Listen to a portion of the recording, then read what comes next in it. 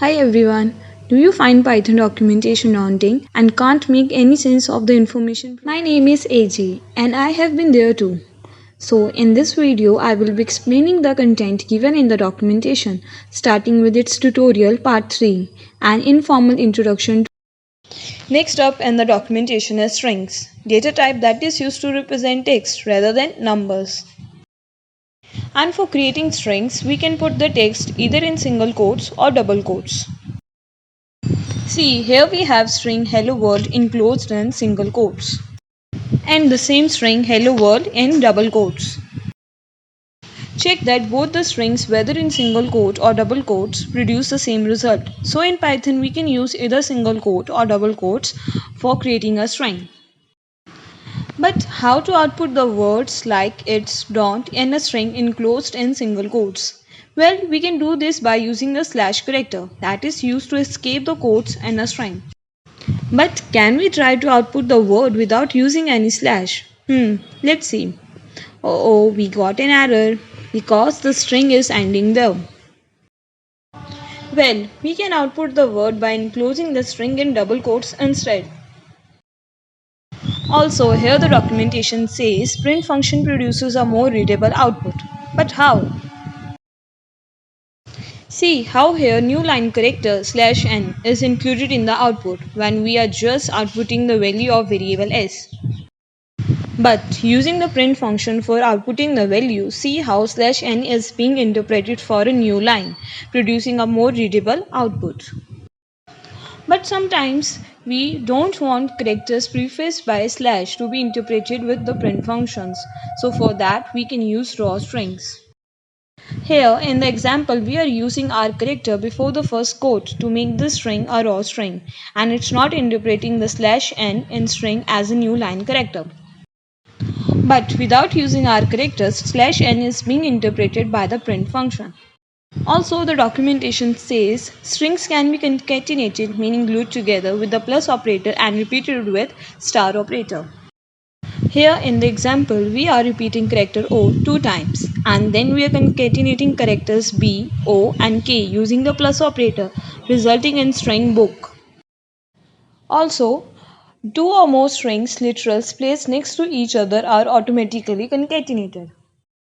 Here we have two string literals, one is Java and other is script, and see how by placing them next to each other automatically concatenates them, giving string JavaScript. But here's a question, can automatic concatenation be done with a variable and a literal? What do you think? Let's check. Here we have variable having value Python and trying to concatenate it with literal language. But oops, we got an error. But now, by using the plus operator between them does the trick, because automatic concatenation only works for two or more string literals, not with the variable. Also, strings can be indexed, with the first character having index 0. Here we have string hello and its characters can be indexed having values from 0 to 4. We can also get any specific character from a string by giving the index value, and these indexes are positive indexes starting from left, and here we want to get the character at position 4, giving the character O. And now we are getting the character on position 2 in hello string. Also, indexes can be negative starting from the right, and there is no such thing as negative 0, so the first negative index will be -1, and here we are assessing the index -3, giving the character L. We can also get substring from a string using slicing, where first index is the start index and the second index is the stop index. In the given example, we get characters from second position, third position, but stopping at the position 4th. We can also do slicing using the negative indexes, having the start and the stop index. Here we have omitted start index that defaults to 0 and the stop index is 3 that outputs the substring HEL. Okay, now we have omitted the stop index that defaults to the size of the string, meaning here the stop index is 5 as it is the length of the string, and after slicing we get the substring LLO. Hey, I have a question. Can we assess the 16th index in the string hello? Let's check. See, here Attempting to use an index that is too large will result in an error. But we can handle out of range slice indexes for slicing, resulting in an empty string. Documentation says Python strings can't be changed, meaning they are immutable data types. Let's check. Here we have string hello and we are attempting to change the character at position 0 to G. But it results in an error that states string doesn't support item assignment, making them immutable. But if we need a different string, rather than trying to change it, we should create a new string like this. And now we have a new string jello. And we can also use the built-in function length to return the length of a string. And here we are finding the length of string s using length function that returns the value 5. Strings are enclosed either in single or double quotes. Use slash character to escape the quotes. Strings can be concatenated or repeated. It can also be indexed. It can be sliced to obtain a substring. Strings are immutable in nature. We can use length function to get the length of a string. Next up in the documentation is lists, data type that is used to store multiple items of different data types in a single variable. List can be written as a list of comma separated values between square brackets. Here we have a list having 1, 2, 3, 4, 5 as list items or elements, and see each list element is separated by a comma and the list elements are placed between square brackets. Here we are assigning a list to variable s. And by using the type function, one can know the data type of any variable. See here variable s has list data type. Also, lists can be indexed and sliced just like strings. In this example, we are assessing the list element at index 3. Also, the first element of any list starts with index 0. We can also do slicing in the list, where slicing will return a new list containing the requested elements instead of creating a sublist. And here we have omitted start and stop index, and it will return a new list containing all the same list items. Also, list support concatenation operation. We are concatenating list having items 5, 6, character A to list S, resulting in new list containing both the elements of list S and other list. Also see how the resulted list is heterogeneous, having both int and character as its item. A quick question. Can we concatenate a number or a character or a string to a list? What do you think? Let's check it. Oops, we got an error. As it says, we can concatenate a list to a list only. Okay. Another quick question.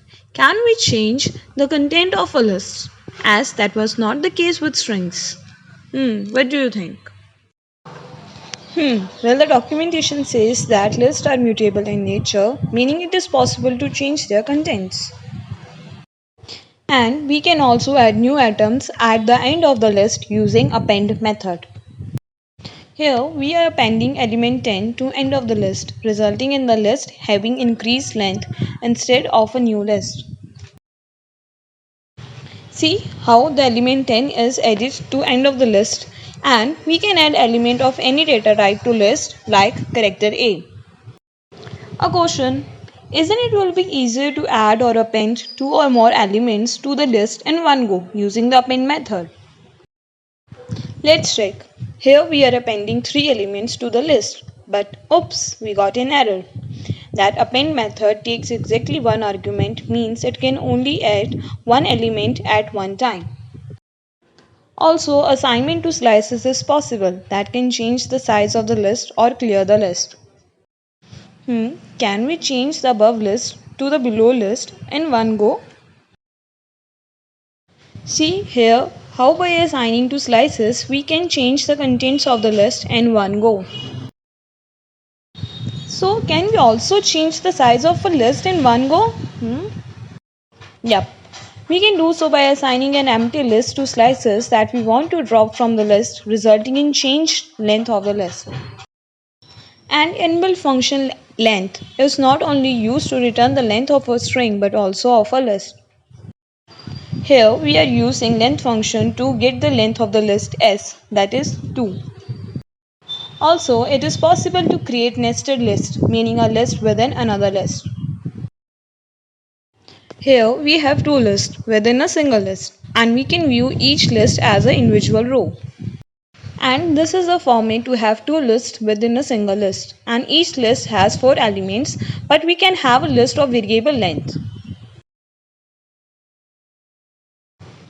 To assess the elements of a nested list, we use nested indexes, where the first index value that indicates which list we want to access and the second index value indicates which element of that list we want to access. See here, we want to access the second list that is at index position 1 and then we want to access that list elements at index 2. But in this index, we just want to access the list at index 0, which will return the entire list and output. Lists are enclosed in square brackets. Lists can be indexed or sliced. It also supports concatenation operation. Lists are mutable in nature. We can use the append method to add an element to the end of the list, but only just one element. And we can also use inbuilt length function to return the length of the list. And also list can be nested, means we can have one list within another list. So this was the part 3 of the documentation tutorial, and I will also be covering other parts of the documentation in the future, so watch out for that. And if you do have any questions, please feel free to ask me in the comment section below. I'm AJ and thanks for watching.